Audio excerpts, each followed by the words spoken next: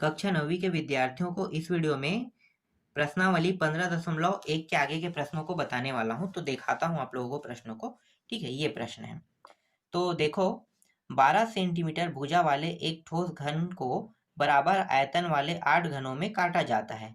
नए घन की भुजा क्या होगी, साथ ही इन दोनों घनों के पृष्ठीय क्षेत्रफल का अनुपात भी ज्ञात कीजिए। ठीक है, तो इसमें क्या क्या निकालना है? एक तो इस भुजा का मान निकालना है, जो नया रहेगा उसको ना।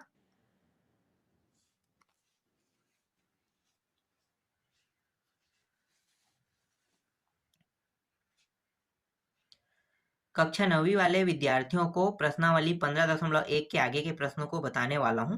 तो चलो देखो, यहाँ पे 14 नंबर का प्रश्न क्या है? 12 सेंटीमीटर भुजा वाले एक ठोस घन को बराबर आयतन वाले 8 घनों में काटा जाता है। नए घन की भुजा क्या होगी, साथ ही इन दोनों घनों के पृष्ठीय क्षेत्रफल का अनुपात भी ज्ञात कीजिए। ठीक है, बहुत आसान प्रश्न है। चलो हल करते हैं इसको। देखो यहाँ पे, अब यहाँ पे सबसे पहले मैं एक घन बना लेता हूं, इस तरह से एक घन।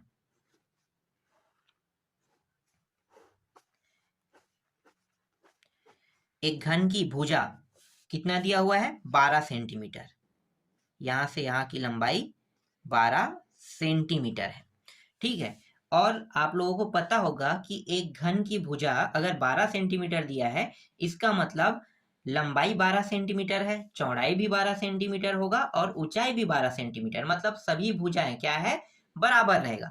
ये किस पे होता है? सिर्फ घन में। घनाभ में होता है क्या? नहीं होता है, घन में होता है। तो घन में सभी भुजा क्या होते हैं? बराबर होते हैं। तो ये घन की क्या हो गई? एक भुजा हो गए। तो यहाँ पे लिखो घन की भुजा बराबर 12 सेंटीमीटर। घन की भुजा 12 सेंटीमीटर। अब घन का आयतन निकाल लेते हैं। तो लिखो घन का आयतन। ठीक है, घन का आयतन निकालते हैं। तो घन का आयतन कितना होता है? उसे हम दर्शाते हैं, ए से दर्शाते हैं ना। ए से दर्शाते हैं तो कितना होगा? ए का 3 घात। तो घन का आयतन ए का 3 घात। एक भुजा को हम ए कहते हैं। तो 12 एक भुजा का मान है, तो 3 घात है, मतलब क्या होगा? 12 का भी 3 घात कर देंगे इस तरह से। अब 12 का 3 घात, इसे और कैसे लिखते हैं? इसे इस तरह से लिखेंगे 12 गुणित 12 गुणित 12। तीनों को गुणा कर देंगे तो कितना हो जाएगा? 12 गुणित 12 गुणित 12 करने पर 27 28 घन सेंटीमीटर आ जाएगा। ठीक है, इतना। ठीक है, इतना हो जाएगा। यहां तक समझ में आ गया? अब क्या कहा है प्रश्न में? प्रश्न में कहा है कि इसे 8 बराबर भागों में बांटना है। किसको? ये जो घन आया है ना 17 28, इसको 8 बराबर भागों में बांटने के लिए लिखा है। तो चलो बांट लेते हैं। तो यहाँ पे लिखो 12 सेंटीमीटर वाले 12 सेंटीमीटर वाले घन को 8 बराबर भागों में बांटना है। ठीक है, तो यहाँ पे लिखो क्या करेंगे? 17 28 को 8 से भाग दे देंगे। तो 8 से भाग देंगे तो कितना आ जाएगा? 216। 8 दूनी 2 हो गया, 1 2 8 एकम 8 और 4 और 6 8 छक्के 48। तो 216 घन सेंटीमीटर प्राप्त होगा।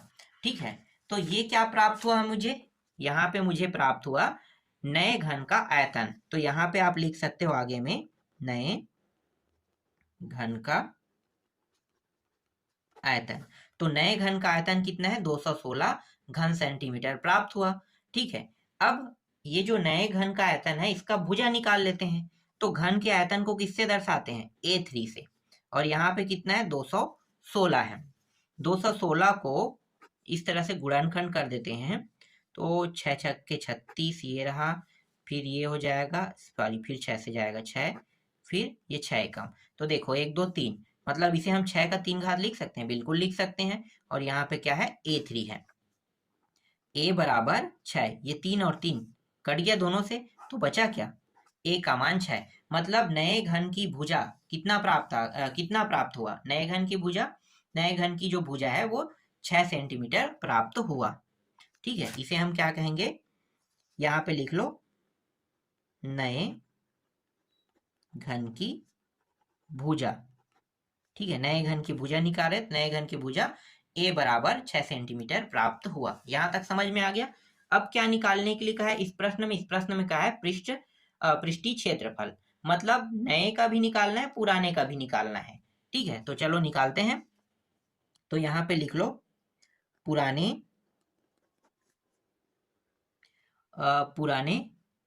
घन। ठीक है, पुराने घन का पृष्ठीय क्षेत्रफल।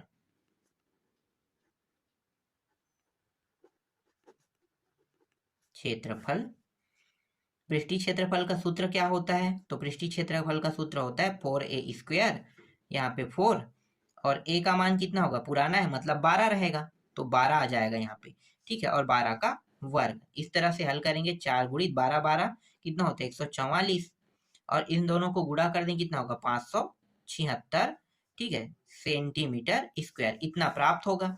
इसी तरह से यहाँ पे साइड में नए का निकाल लेते हैं, नए घन का पृष्ठीय क्षेत्रफल। तो यहाँ भी सूत्र तो वही रहेगा 4a², लेकिन a का जो मान रहेगा वो कितना रहेगा, नए है इसलिए ये 6 रहेगा, तो 6 का वर्ग। 4 गुणित 6 छक्के 36, 36 गुणित 4 कितना होता है 144 सेंटीमीटर स्क्वायर, इतना प्राप्त हो गया। ठीक है, अब क्या करेंगे, अब प्रश्न में आगे करने के लिए कहा है, ये जो पृष्ठीय क्षेत्रफल प्राप्त हुआ है ना, इन दोनों का अनुपात करने के लिए कहा है, तो अनुपात कर देते हैं। ठीक है, तो अनुपात कर दो, तो यहाँ पे फिर से लिखो, पुराने घन का पृष्ठीय क्षेत्रफल का अनुपात नए घन का पृष्ठीय क्षेत्रफल। तो पुराना और नया कह रहे हैं। ठीक है, तो नया है पुराना है 776 और नया है 144। इस तरह से इसे लिखते कैसे हैं, 576 अपान 144 इस तरह से। तो एकम और चौके, तो 4 1 से कट गया, मतलब 4:1 यहाँ पे प्राप्त हुआ। तो यही क्या है, इसका आंसर है। बहुत आसान था प्रश्न, देखो बहुत इजी था ना। आपको इसी तरह से बनाना है। तो इस तरह से जो 14 नंबर का प्रश्न है वो तो कंप्लीट हो गया। ठीक है, अब दिखाता हूं मैं आपको 15 नंबर के प्रश्न। देखो 15 नंबर के प्रश्न में क्या है, मैरी अपने क्रिसमस वृक्ष को लकड़ी के एक घनाभाकार बॉक्स के अंदर रखकर रंगीन कागज से ढकना चाहती है। मेरी जानना चाहती है कि उसे कितना कागज खरीदना चाहिए। यदि उपरोक्त बॉक्स की लंबाई, चौड़ाई और ऊंचाई क्रमशः 80 सेंटीमीटर, 40 सेंटीमीटर एवं 20 सेंटीमीटर है, तो उसे 40 सेंटीमीटर भुजा वाली कागज की कितनी वर्गाकार सीटों की आवश्यकता होगी। ठीक है, चलो इसे बनाते हैं। तो सबसे पहले क्या करेंगे, सबसे पहले हम घन को क्या मान लेते हैं, घन की एक भुजा का मान कितना होता है, a होता है ना, तो उसे मान लेते हैं। तो चलो यहाँ पे लिखो,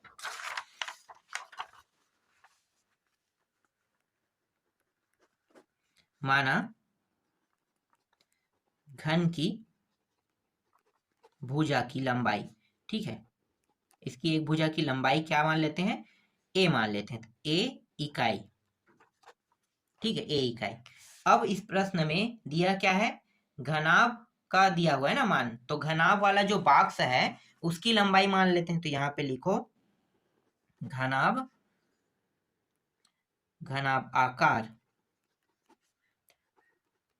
बॉक्स की लंबाई कितना है 80 सेंटीमीटर। इसी तरह से इसकी चौड़ाई जो है वो है 40 सेंटीमीटर और ऊंचाई जो है वो है 20 सेंटीमीटर। इसका आयतन निकाल लेते हैं। तो लिखो, घनाभ आकार बॉक्स की आयतन क्या होता है, आयतन लंबाई गुणित चौड़ाई गुणित ऊंचाई, तीनों को गुणा कर देंगे। तो लंबाई कितना है 80, चौड़ाई कितना है 40 और ऊंचाई 20, इस तरह से। ठीक है, इसे थोड़ा सा और छोटा कर लेते हैं। तो इस 80 को मैं कैसे लिख सकता हूँ, 40 गुणित 20 लिख सकता हूँ, 4 दूनी 8, तो फिर 80 हो जाएगा, फिर गुणित 40 और गुणित 20 इस तरह से। ठीक है, तो ये 40 हो गया, गुणित इसको भी 40 कर लेते हैं, और ये दो यहाँ पे आके क्या हो जाएगा, 2 दूनी 4, तो 40, ये भी 40 हो जाएगा। तो कुछ इस प्रकार से थोड़ा सरल कर लेते हैं। क्यों कर रहे हैं सरल, क्योंकि ये आगे में भुजा निकालने के लिए काम आएगा, इसलिए इसे हम लोग क्या कर रहे हैं, सरल कर रहे हैं। ठीक है, यहाँ तक समझ में आ गया। सरल क्यों किए, सरल इसलिए कर रहे हैं क्योंकि आगे हम घन की भुजा निकालेंगे। ठीक है, अब यहाँ पे लिखो घन का आयतन। घन का आयतन क्या होता है, A3। ठीक है, घन का आयतन होता है A3 होता है इस तरह से। ठीक है, तो A3। अब करने वाले क्या है, अब करने वाले हैं ये जो घनाभ आकार बॉक्स का जो आयतन है और घन का आयतन है, दोनों की तुलना कर देंगे। तो यहाँ पे लिखो घन का आयतन अनुपात घनाभ आकार बॉक्स का आयतन। ठीक है, तो इसका आयतन कितना है, A3 घन का है। ठीक है, अनुपात नहीं, बराबर लिखो, सॉरी यहाँ पे बराबर लिखो, तुलना कर रहे हैं, तुलना में बराबर लिखते हैं। ठीक है, इस तरह से। और इसका कितना है देखो, मैंने शॉर्ट कर दिया था, 40 गुणित 40 गुणित 40 इस तरह से। ठीक है, तो ये A3 बराबर 40 का कितना हो जाएगा, 3 घात इस तरह से। A3 क्यों रखें, यहाँ से काट देते हैं ना, तो A का मान कितना आ गया, 40। तो यहाँ पे आ गया घन का एक भुजा का मान कितना है, 40 है। ठीक है, अब इसका क्षेत्रफल निकाल लेते हैं। तो यहाँ पे निकालो, यहाँ पे लिखो वर्गाकार कागज, वर्गाकार कागज की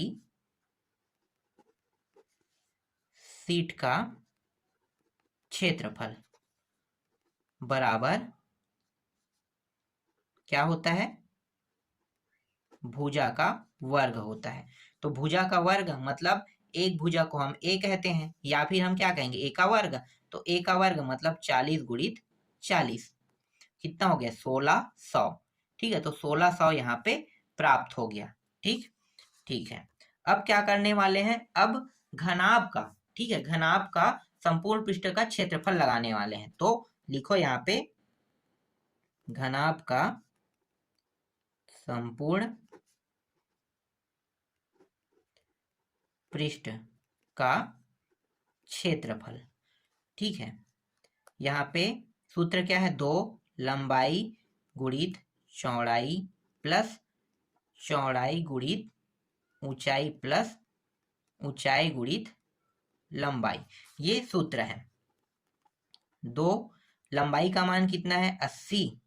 ठीक है, और चौड़ाई कितना था, 40। चौड़ाई 40, ऊंचाई 20, ऊंचाई 20, लंबाई 80 इस तरह से लिखेंगे। ठीक है, अब इन सभी को हल करेंगे तो कितना प्राप्त होगा, इन सभी को हल करेंगे तो इन दोनों को इन दोनों को इन दोनों को पहले कर लेते हैं। तो इन दोनों को गुणा करने में 8 चौक 32, मतलब ये हो गया 3200। ठीक है, सामने में 2, 4 दूनी 8, तो ये हो गया 800 हो जाएगा, और 8 दूनी 16, ये हो गया 1600। सभी को जोड़ दो, तो जोड़ेंगे तो 2 शून्य ये रहा, ये हो गया 6 और 2 10, 10 का फिर शून्य। ठीक है, इसके बाद है यहाँ पे कितना है, 1 मिनट, कितना हो रहा है, 8 2 10। ठीक है, 10 क्यों होगा, यहाँ पे 6 आएगा ना। ठीक है, क्योंकि 8 भी तो है।